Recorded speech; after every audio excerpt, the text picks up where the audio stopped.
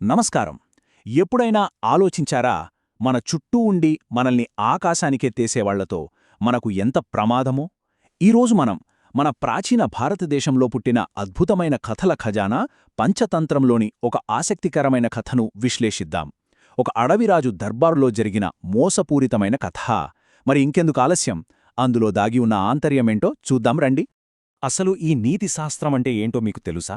సింపుల్గా చెప్పాలంటే, సమాజంలో మనుషులతో ఎలా వ్యవహరించాలి, నాయకత్వం ఎలా ఉండాలి అని చెప్పే ఒక అద్భుతమైన ప్రాచీన రాజనీతిది. పండితుడైన విష్ణుశర్మ రాజుగారి పిల్లలకు వాస్తవిక ప్రపంచం ఎలా ఉంటుందో చెప్పడానికి, ఎవరితో ఎంత దూరముండాలో నేర్పించడానికి, మరీ ముఖ్యంగా మోసాన్ని ఎలా పసిగట్టాలో తెలియజేయడానికి ఈ కథలను ఒక పవర్ఫుల్ టూల్గా వాడుకున్నారు. ఒక రకంగా చెప్పాలంటే ఇది లీడర్షిప్కి అల్టిమేట్ గైడ్ అన్నమాట. సరే, ఇక ఏమాత్రం ఆలస్యం చేయకుండా అసలు కథలోకి, ఆ సింహం నక్కల ప్రపంచంలోకి వెళ్ళిపోదాం. ఒక దట్టమైన అడవి. ఆ అడవిలో దర్బారు వాతావరణం ఎప్పుడూ కాస్త టెన్షన్గానే ఉంటుంది కదా. మధోత్కటుడు అనే ఒక భయంకరమైన సింహం ఆ అడవికి రాజు. అయితే ఒక ఏనుగుతో జరిగిన భీకర పోరాటంలో ఆ సింహానికి తీవ్ర గాయాలై కనీసం వేటాడలేని స్థితికి చేరుకుంటుంది. ఇక రాజుగారి మీదే ఆధారపడి బతికే నక్క, కాకి లాంటి వాళ్లకి ఆహారం లేక ఆకలితో అలమటిస్తూ ఉంటారు. అయితే అదే దర్బార్లో క్రధనుకుడు అనే ఒక అమాయకపు గడ్డి తినే ఒంటె కూడా ఉంటుంది. పాపం ఆ ఒంటెకు, నీకు నా దర్బార్లో ప్రాణాపాయం లేదు, నేనే రక్షణ కల్పిస్తాను అని రాజుగారు స్వయంగా మాట ఇచ్చుంటారు. కాని ఆకలితో మాడిపోతున్న ఆ నక్క, కాకి ఊరుకుంటాయా? తమ కడుపు నింపుకోవడానికి ఒక భయంకరమైన కుట్రకు తెరతీశాయి. ఇక్కడ మనం ఒక విషయం మాట్లాడుకోవాలి. నిజానికి ఒక మంచి సలహాదారుడి లక్షణం ఏంటి? వాస్తవం చేదుగా ఉన్నా సరే రాజుకు ధైర్యంగా నిజం చెప్పి సరైన దారిలో నడిపించడం. కాని ఈ ముఖస్థుతి చేసే భజనపరులున్నారే, వీళ్ళు అలా కాదు.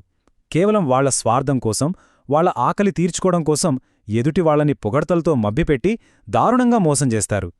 ఇక్కడ ఈ కథలో నక్కా, కాకి చేసింది అక్షరాలా అదే. ఆ నక్క పన్నిన ట్రాప్ ఎంత పకడ్బందీగా ఉందో చూస్తే మీరు ఖచ్చితంగా ఆశ్చర్యపోతారు. మొదటి స్టెప్లో అవి సింహం దగ్గరకు వెళ్ళి, మహారాజా, మీ ఆకలి తీర్చడానికి మమ్మల్నే తినేయండి అని ఒక పెద్ద సెంటిమెంటు డ్రామా ఆడాయి. కాని రెండో స్టెప్కొచ్చేసరికి, అయ్యో, మా శరీరాలు చాలా చిన్నవి కదా, వాటితో మీ ఆకలి ఎలా తీరుతుంది అని చాలా తెలివిగా తమను తాము తిరస్కరించుకున్నాయి. పైగా సింహం వాటిని తినదు అని వాటికి ముందే తెలుసు. ఇక మూడో స్టెప్ ఏంటంటే, ఇదంతా చూస్తున్న ఆ అమాయకపు ఒంటిని కూడా, నువ్వు కూడా మహారాజుకు నీ ప్రాణాన్ని అర్పించుకో అన్నట్టుగా మానసిక ఒత్తిడి పెంచి ఆ నకిలీ విశ్వాసాన్ని ప్రదర్శించేలా రెచ్చగొట్టాయి. ఆ పద్మవ్యూహంలో చిక్కుకున్న ఆ సాధు జంతువు ఏమాత్రం ఆలోచించకుండా ఒక కఠినమైన నిర్ణయం తీసుకుంది. ఒక క్షణం ఆగి ఆలోచించండి. ఒక నాయకుడు విమర్శనాత్మకంగా ఆలోచించడం మానేసి తన చుట్టూ ఉండి అవునంటే అవును అని తలుపేవాళ్ల ఎమోషనల్ బ్లాక్మెయిల్కి పూర్తిగా లొంగిపోతే ఏమవుతుంది?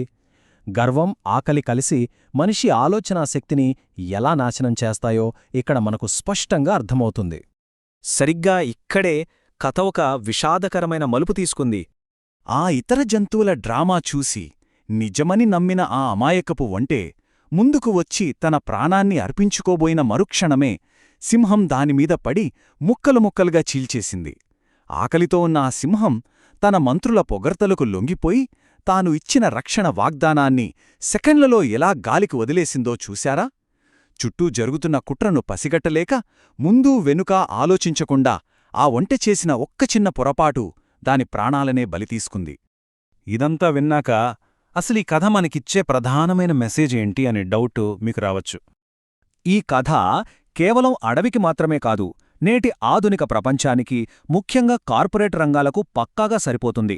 సరైన సలహా ఇవ్వకుండా కేవలం బాస్ని పొగిడే వ్యక్తులు ఒక సంస్థ పతనానికి ఎలా కారణమవుతారో ఇది చెబుతుంది. దుష్టులు ఎప్పుడూ తమ లాభం కోసం ఎదుటివాళ్లని నాశనం చేయడానికి వెనకాడరు. అందుకే అంటారు, సరిగ్గా ఆలోచించకుండా చేసే ఏ పనైనా సరే కోలుకోలేని విషాదాన్నే మిగుల్స్తుంది అని.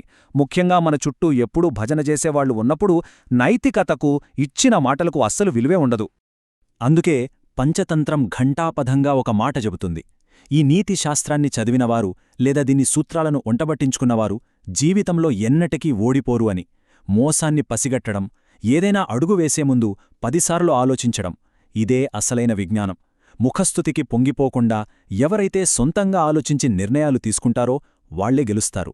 మరి మీ జీవితంలో, మీ ఆఫీస్లో, మీ చుట్టుపక్కల ఉండి మోసపూరితమైన సలహాలిచ్చే ఆ నక్కలెవరో మీరు పసిగట్టారా? ఒక్కసారి ఆలోచించండి.